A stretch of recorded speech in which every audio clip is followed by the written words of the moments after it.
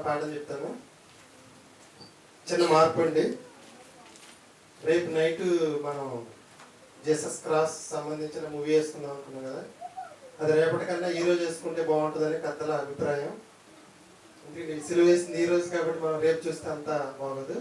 ఈ రోజు చెప్పవలసిన మెసేజ్ రేపు చెప్పుకున్నాం. రేపు నైట్ ఈరోజు కరెక్ట్గా 7 గంటలకు స్టార్ట్ అయ్యిందండి. కొంచెం ముందే చెప్తున్నాను కాబట్టి త్వరగా రండి. 9:15 అయిపోద్ది. 2 గంటలు 8 నిమిషాలు మూవీ. ఓకేనండి. సరే, చిన్న విషయం ఏంటంటే గుడ్ ఫ్రైడే రోజున ఎక్కువగా చర్చలో జరిగేది ఏంటంటే నా యేసుని చంపేశారని ఏడుస్తూ ఉంటారండి. మన దగ్గర ఉండదు కాబట్టి మనకు తెలియదు, కానీ వేట సంఘాలు వెళ్ళే వాళ్ళకి బాగా అనుభవం ఇది. ఏడుస్తూనే ఉంటారు.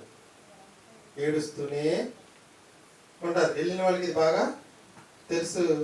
నా ప్రభువుని చంపేశారు. వాస్తవానికి ఆయన ప్రాణం పెట్టాడు తప్పితే వాళ్ళు చంపలా. తనంతట తానే ప్రాణం పెట్టాడు కాబట్టే తీసుకున్నాడు. సూర్యుడిని కలిగించిన వాడిని మనం చంపగలమండి? అసలు ప్రకృతిని కలిగించిన వాడిని, నీటి మీద నడిచిన వాడిని చంపగలమా? మరణించి తిరిగి లేచిన వాడిని చంపగలమా?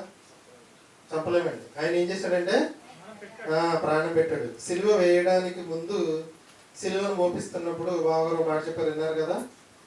యెరూషలేము కుమార్తెలతో ఏమన్నాడు? వాళ్ళందరూ ఏమో ఆయన కోసం ఏడుస్తున్నారు. ఆయన ఏమన్నాడు? నా కోసం ఏడవద్దు అన్నాడు. కాబట్టి చర్చిల్లో ఏడవలసిన పని లేదు. ఆయన గుర్తు తెచ్చుకుని మనసులో బాధ కలిగితే తప్పు కాదు, కానీ పని కట్టుకుని ఏడవలసిన పని లేదు. ఆయన ఇంకో ఏడుపు ఏడవమన్నాడు. ఆయన ఏమి ఏడవమన్నాడు?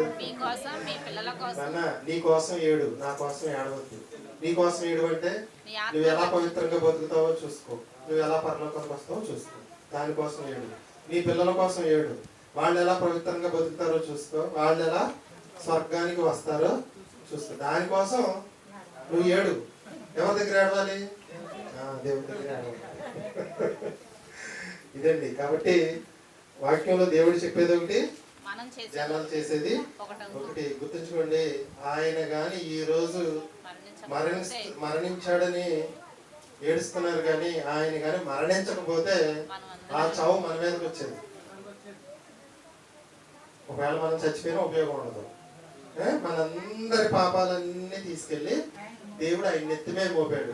నాన్న వీళ్ళందరి కోసం నువ్వు చచ్చిపో అన్నాడు. ఆయన ఏం చేశాడంటే మరణించడం అనేది జరిగింది. కాబట్టి మనల్ని రక్షించడానికే ఆయన మరణించాడు. మనందరి పాపాలకి శిక్ష దేవుడు ఎవరి మీద మోపాడు అంటే క్రీస్తు మీద మోపాడు. కాబట్టి ఈరోజు మనం అందరం ఏం చేయాలి అంటే ఆయన గురించి ఏడవలసిన పని లేదు. ఒక్కసారి ఆయన జ్ఞాపకం చేసుకుని మన పిల్లల కోసం, మన కోసం ఏడవాలి. మన కోసం ఎలా ఏడవాలో కృష్ణ ఆల్రెడీ ఒక పాఠం చెప్పేశాడు. ఇండైరెక్ట్గా అదే కదండి అర్థం. ఓకేనా?